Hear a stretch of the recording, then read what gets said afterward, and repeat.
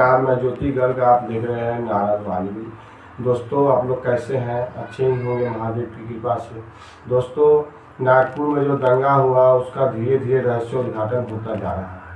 उसमें एक चीज़ तो समझ में आ रही है कि जो वहाँ मोदी जी का जो 30 मार्च को संघ कार्यालय में कार्यक्रम है, जिसमें सभी संघ का दीक्षांत समारोह है, उसमें जाएंगे।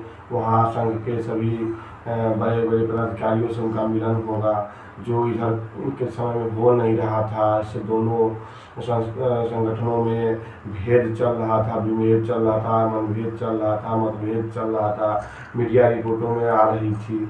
तो उसके कारण जो है सो कई जगह अच्छी खबर तो नहीं थी राष्ट्रवादी हिंदुओं के लिए, जो इस देश में राष्ट्रवाद को आगे बढ़ाना चाहते हैं। क्योंकि आप लोगों ने सुना होगा, आप लोग को ध्यान में है या नहीं, लोकसभा से पहले भाजपा के वर्तमान राष्ट्रीय अध्यक्ष जगत प्रकाश नड्डा ने एक इंटरव्यू में कह दिया था कि जो अब भारतीय जनता पार्टी बहुत बड़ी पार्टी हो गई है और इसको आरएसएस की कोई ज़रूरत नहीं है। तो उसका आरएसएस के जो कार्यकर्ता हैं, जो संघ के लोग हैं, उन लोगों ने मान लिया था कि जो ये इन्होंने कहा नहीं है, इनसे कहलवाया गया है अमित शाह और मोदी के द्वारा। उसका ये परिणाम हुआ कि भारतीय जो आरएसएस के जो संघ के लोग थे वो घर में बैठ गए और भाजपा 303 से 240 पर आकर सिमट गई। तो ये आगे और ख़तरनाक हो सकता था। फिर भारतीय जनता पार्टी और भाजपा में जो उच्च पद पर बैठे लोग हैं, उन लोगों के बीच कोऑर्डिनेशन बनाने की कोशिश की गई और उसका ये परिणाम हुआ कि झारखंड और हरियाणा और आपको महाराष्ट्र और दिल्ली 3 जगह भारी जीत भाजपा को मिली। तो उससे अब भाजपा के जो शीर्ष नेतृत्व है उसे भी समझ में आ गया कि जो क्या होने वाला है और कैसे होने वाला है। अब कितना भी विकास कर लीजिए, कुछ भी कर लीजिए, लेकिन उस विकास को जनता के बीच में ले जाकर समझाने के लिए तो आपको संगठन की आवश्यकता पड़ेगी। तो सबको उस मतभेद को दूर करने के लिए प्रधानमंत्री जी वहाँ जा रहे थे। उससे पहले एक संदेश उन लोगों को देना था, जिहादियों को, दो लोगों ने दिया। दूसरी है कि जो कह रहे हैं कि छावा फिल्म आई या कलमा जलाया गया, ये सब जो है सो झूठ है। और यहाँ जो आकर हिंदुओं का कई आप लोगों ने बयान सुना होगा कि भाईचारा था, ये निभा रहे थे। आप बगल में जो उससे कुछ ही दूरी पर उमेश कोल्हे की हत्या हुई थी, तो उस समय लोग भूल जाता है, हिंदू तुरंत भूल जाता है कि भाईचारा नहीं है, सिर्फ तुम चारा हो। हिंदू कभी भाईचारा करते करते रह जाएगा और सिर्फ जिहादियों के लिए चारा। तो 11% जब नागपुर में है तब ये हाल है, तो और जगह जहाँ ज़्यादा है वहाँ क्या हाल है। तो और जोगी जैसा मुख्यमंत्री हर जगह हो नहीं सकता। देवेंद्र फडणवीस तो आने से पहले बहुत भाषण दे रहे थे, लेकिन देख ही रहे हैं आप लोग की क्या कार्रवाई हो रही है। और योगी जी ने देख लीजिए कि सालासर गाजी जो है, सालासर गाजी जो यहाँ बहराइच में जिसका वो था, उसको उन्होंने साफ साफ मना कर दिया उनके पुलिस ने कि नहीं, यहाँ पर जो है सो अब उसका उर्स फुर्स नहीं लगेगा। देखिए हिंदुओं के साथ कितना बड़ा धोखा होता है, और हिंदू भी उसके मजार पर चढ़ा था। जब 11वीं शताब्दी में वो आया था, 1034 के आसपास में वो आया था। वो मोहम्मद गजनी का भांजा था, उसका मुख्य सेनापति था। उसी के उन लोगों ने मिलकर सोमनाथ को लूटा था। और वहाँ से लूटते लूटते जब यहाँ आया तो गिदड़ की जब मौत आती है तो शहर की तरफ जाता है, तो भागते भागते आगे आए उत्तर प्रदेश। और वहाँ उस समय राजा सुहेल देव पासी का राज था। उन्होंने 21 राजाओं की सेनाओं को एकजुट किया और इन लोगों ने पहले उसका वध किया।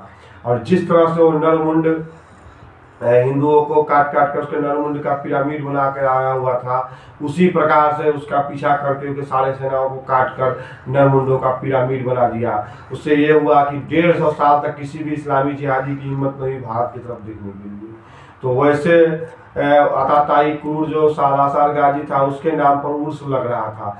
अभी देखिए भाईचारे की बात करने वाला, गंगा जमुनी तहजीब की बात करने वाला जो फर्जी सेकुलरिज्म जो है उसको मना रहा है। और आज़ादी के समय तो कम से कम उसका कब्र हट जाना चाहिए था वहाँ से उसका, तो वो भी नहीं हटा। अभी तक वो मर रहा है और सरकारें उसमें खर्च दे रही है। वो ASI के तहत आ रहा है। बताइए कैसे जो है वहाँ हिंदू मुल्क हिंदू भी वहाँ पर जा रहा है मन्नत मांगने।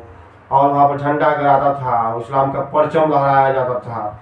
तो आप लोगों ने भी वो वायरल वीडियो देखा ही होगा कि कुछ जो सेकुलरिज्म जो चलते हैं गंगा जमुनी तहजीब वाले, वो पहुंच गए थे वहाँ जो थाने पर उसका परमिशन मांगने तो एएसपी ने कहा कि नहीं, ऐसा कर जो लुटेरा है उसके याद पर उर्स नहीं मनाया जाएगा, मेला नहीं लगेगा। तो आप जाइए, जहाँ जाना है आप जाइए, लेकिन वहाँ पर उससे पहले कोई तैयारी नहीं की जाएगी, एक कोर्ट और वहाँ से लेके आइए, तब जाके हम देंगे परमिशन, नहीं तो वहाँ पर नहीं लगने देंगे। योगी जी के राज में ऐसा चल रहा है। अगर योगी जी के राज में अभी तो किसी की हिम्मत ही नहीं है कि नागपुर जैसी घटना कर दे। अगर हुआ होता तो अभी तक कितनों के घर में जिसने पत्थर चलाया उसका घर पत्थर का हो गया होता, या घर टूट के पत्थर बन गया होता।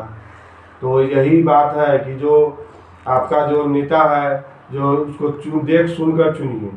और योगी जैसा नेता तो हमको लगता है कि भविष्य में, आने वाले भविष्य में तो फिर मिलेगा कि नहीं मिलेगा, ऐसी बात है। और उनको जब वो यूपी छोड़ के प्रधानमंत्री की तरफ बढ़ेंगे तो फिर यूपी में कौन ऐसा नेता आता है वो भी देखने की बात होगी।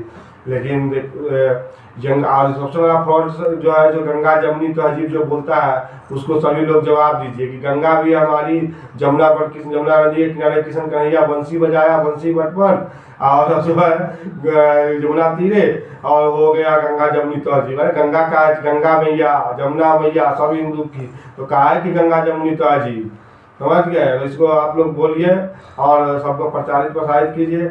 और भाईचारा की बात मत कीजिए, भाईचारा की जो बात करें उसे सभी दंगों का इतिहास बताइए, और जो क्रूरता हो रही है हिंदुओं के साथ उसका इतिहास बताइए, तब जाकर, और खुद भी जगिए और दूसरे हिंदू को भी जगाइए, तब जाकर इस देश में आप सर्वाइव कर पाइएगा। नहीं तो अंतिम देश है, इसके बाद कहीं कहाँ जाइएगा ये तो आप लोग खुद सोचिए। धन्यवाद। इसके साथ ये नाराजवानी समाप्त होती है, और आप लोग इस चैनल को सब्सक्राइब कीजिए, लाइक कीजिए और दोस्तों के बीच शेयर जरूर कीजिए।